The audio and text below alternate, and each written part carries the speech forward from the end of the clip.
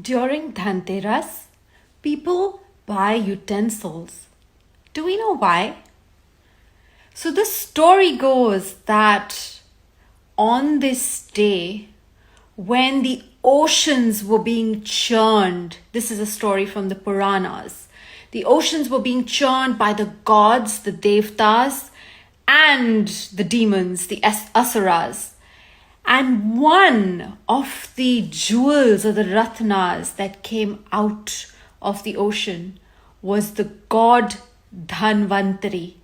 And he had in his hand a vessel, and in that vessel was Amrit, or the nectar of immortality. Dhanvantari is the god of Ayurveda. Ayurveda is the science of wellness and complete health that emanates from the natural world.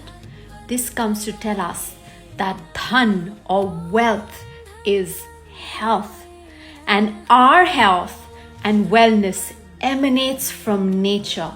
We are born tiny, our body accumulates by food that comes from nature itself, and then when we die, we again go back to nature in earth, dust and ashes.